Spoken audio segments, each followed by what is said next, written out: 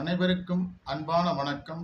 நான் உங்கள் ஜோதிடர் ஸ்ரீ ஜெய் சுவாமிகள் ஜோதிட நிலையம், ஸ்ரீ திருமண தகவல் மையம், திருப்பூர் மாவட்டம் ஊத்துக்குடியிலிருந்து உங்களோடு உரையாடுகிறேன்.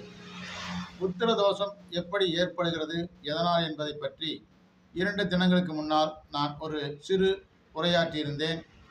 அதில் 2 லக்கணங்களை பற்றியுமே குறிப்பிட்டிருந்தேன்.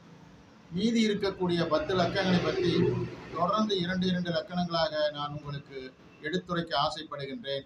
அதன்படி இன்றைய தினம் மிதுன லக்கணத்தை பற்றியும் கடக லக்கணத்தை பற்றியும் காண இருக்கின்றோம். மிதுன லக்கணத்தில் 5ஆம் இடம் துலாம். துலாமின் அதிபதி சுக்கிரன். 5ஆம் இடமான கன்னியில் இருந்து துலாமின் சூரியன் இருந்தால், சுக்கிரன் மகரம் ரிஷபராசியில் இருந்தாலும் புத்திர தோஷம் ஏற்படுவதற்கான அறிகுறிகள் உள்ளது என்பதை பற்றி தெரிந்து கொள்ள வேண்டும்.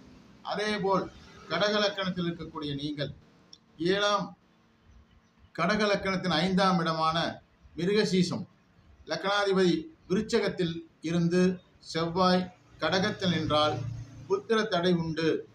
அது மட்டுமல்ல, விருச்சகத்தில் புதனிலிருந்து கேது மற்றும் சனி நின்றாலும் அது புத்திர தோஷத்தை உருவாக்கும். இது ஜாதக ரீதியான விஷயங்கள். அதனால் எந்தெந்த இடத்தில் எந்தெந்த கிரகங்கள் அமர்ந்து எப்படி செயல்பட்டால் புத்திர தோஷம் நீங்கும், புத்திர தோஷம் ஏற்படும் என்பதை பற்றி நாம் ஒவ்வொரு நாளும் ஒரு சிறு சிறு உரையை உங்களுக்கு நான் கொடுத்து கொண்டிருக்கிறேன். அதே போல் இன்றும் இந்த 2 லக்கணங்களை பற்றி கொடுத்திருக்கிறேன். நாளையும் நல்லதொரு நிகழ்ச்சியில் உங்களோடு கலந்து கொள்ள எனக்கு வாய்ப்பளிக்க அன்பான உங்களுக்கு வாழ்த்துக்களும் நன்றிகளை கூறிக்கொள்கிறேன். நான் உங்கள் கே. ஜெயராஜ். வணக்கம். நன்றி நன்றி நன்றி.